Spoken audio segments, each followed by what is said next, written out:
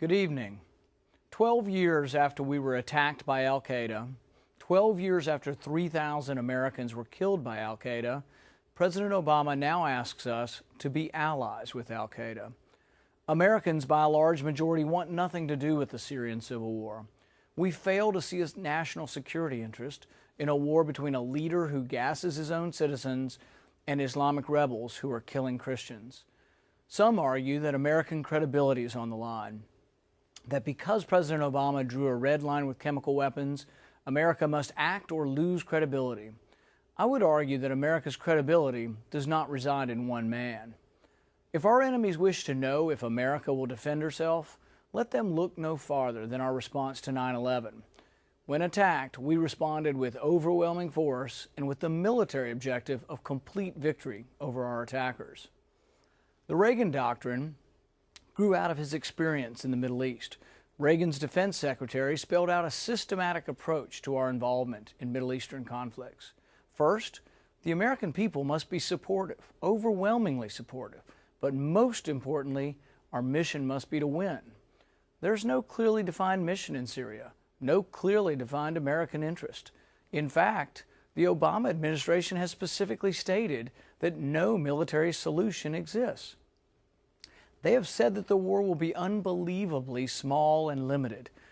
To me, that sounds like they are pre-announcing that the military strikes will not punish Assad personally or affect regime change. It is said that America must act to prevent Assad from using chemical weapons again, but it is unknown whether attacking Assad encourages him or discourages him. It is equally likely that Assad could feel cornered and resort to chemical weapons in an expanded fashion. It's equally likely that the bombing could destabilize Assad and he could lose control of the chemical weapons. The Obama administration has indicated that it would take 75,000 ground troops to secure the weapons and that they're prepared to do just that, despite the resolution's admonition against ground troops. The question must be asked, would a U.S. bombing campaign make it more or less likely that Assad loses control of the chemical weapons? The same question can be asked of a series of bad outcomes. Would a U.S. bombing campaign make it more or less likely that Assad attacks Israel with chemical weapons? Would a bombing campaign make it more or less likely that refugees stream into Jordan? Just the threat of bombing has increased the flow of refugees. Would a bombing campaign in Syria make the region more or less stable? Would it make it more or less likely that Iran or Russia becomes more involved? Just about any bad outcome you can imagine is made more likely by U.S. involvement in the Syrian civil war. In the past 24 hours, Russia has offered to broker a deal with Syria to have their chemical weapons put under international control. Diplomacy, if sincere, would be a welcome resolution. The Syrian foreign minister has indicated an interest in the proposal. Can we trust the participants in this plan? Diplomacy is always a mixture of trust, distrust, and watchfulness. We should not be naive, and we should have a solid plan and safeguards in place as part of any solution. As Reagan put it, we must trust but verify. Some will say that only the threat of force brought Russia and Syria to the negotiating table.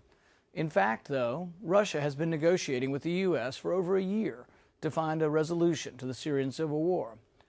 The possibility of a diplomatic solution is a good thing, though we must proceed with caution on the details.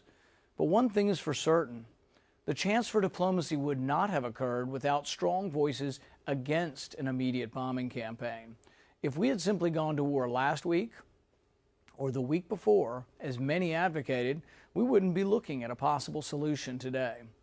The voices of those in Congress and the overwhelming number of Americans who stood up and said, "Slow down," allowed this possible solution to take shape. Will diplomacy win the day? No one can tell for certain. But on a broader issue, it is an important day, though, in the sense that a president recognized his constitutional duty and came to seek congressional authority for the war. If the vote occurs, I will vote no and encourage my colleagues to vote no as well. The president has not made a compelling case that American interests are at risk in Syria. The threshold for war should be a significant one. The President maintains that he still has the power to initiate war. This is untrue. The Constitution gave the power to declare war to Congress. James Madison wrote that the Constitution supposes what history demonstrates, that the executive is the branch most prone to war. Therefore, the Constitution, with studied care, vested the power to declare war in the legislature. This is no small question. I see the vote on whether to go to war in very personal terms. I will not vote to send my son, your son, or anyone's daughter to war unless a compelling American interest is present. I'm not convinced that we have a compelling interest in the Syrian civil war. May God help us make the wise decision here and avoid an unnecessary war.